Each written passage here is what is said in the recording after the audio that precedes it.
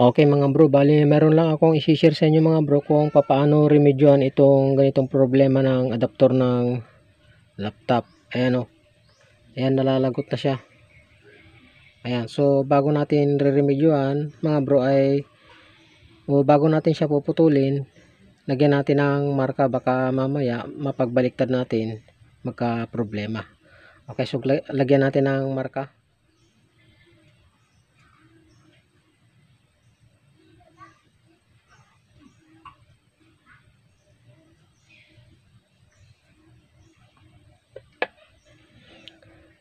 So ayan mga bro, nalagyan na natin ng marka in case lang na mapagbaliktad natin. Okay, so pwede na nating putulin. So putulin na natin. Ayan.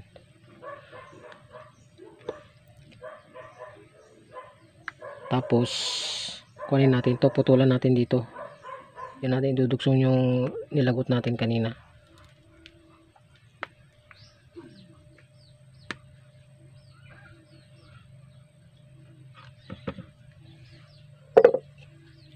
So mukhang kakapusin yung palatandaan natin mga bro.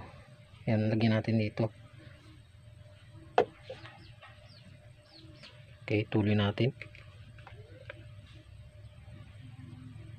So ayan mga bro, bali nakuha na natin, naputulan na natin. Bali ang gagawin natin ay paghiwalay natin yung tatlong kuwan na yun. Yan.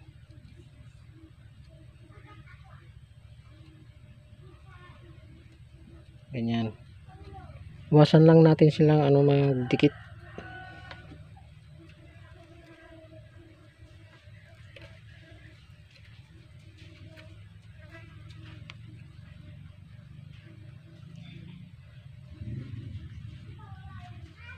So ayan mga bro, bali na paghiwalay na natin oh. Bali tignan nyo lang mga bro kung halimbawa may isang hibla na napasama dito sa kabila o di kaya dito tapos na ipasama doon. Okay, so ang susunod naman ay yung pinaka cord niya na ito. Ayan, so dagdagan din natin yung kan, baka matanggal yung marka natin.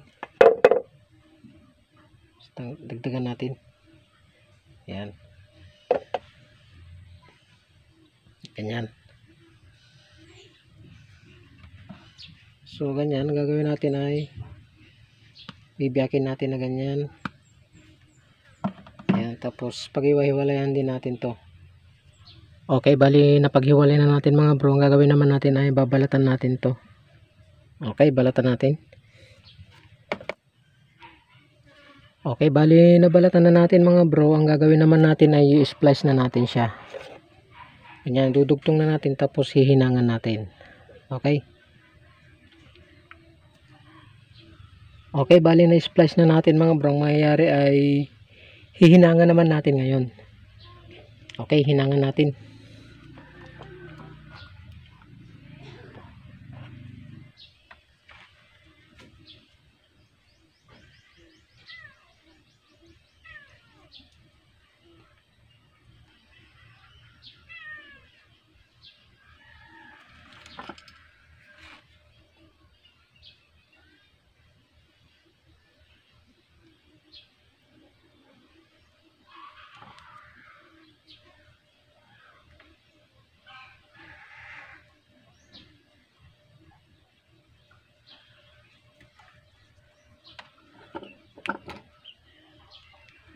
Okay, bali nahinang na naman natin mga bro. Ang susunod naman ay puputulin natin.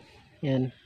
Yung ititara lang natin yung nag-connect na yung lalagyan ng soldering lead.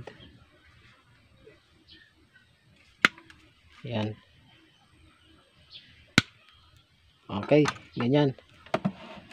Tapos lalagyan natin to ng stick glue para hindi mag-ground. Okay, lagyan natin ng stick glue.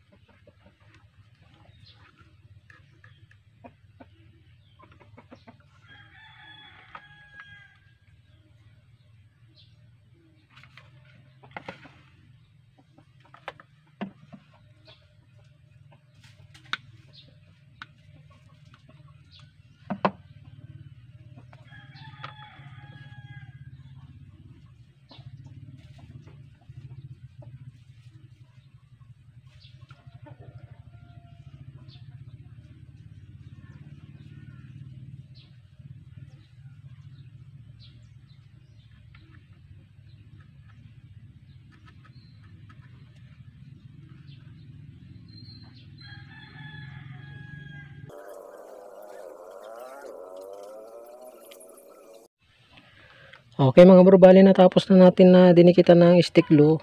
Ayan na siya, oh, ayan. Okay na siya, oh. Ayan. So ayos na, subukan natin testingin ngayon. Ito yung pinaka cord niya mga bro na papuntang 220 volt.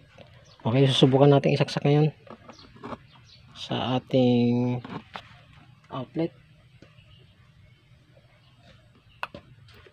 Ayun. Tapos tingnan natin. So tingnan natin kung ilan yung voltahe niya. Dahil pinagawa lang to sa atin. Ayun, 19 volt. Ayun. Okay, so itis natin kung okay. So bali meron siyang indicator na green, oh. Okay, so subukan natin itis ngayon sa tester. Yan. Kung may lumalabas sa kanyang output. So itis natin. Okay, so good siya mga bro. Meron siyang 19 volt. Okay, so ganun lang mga bro, mag-remedyo kung nalalagot na yung pinaka cord ng adapter ng laptop nyo. Ganun lang. So okay mga bro.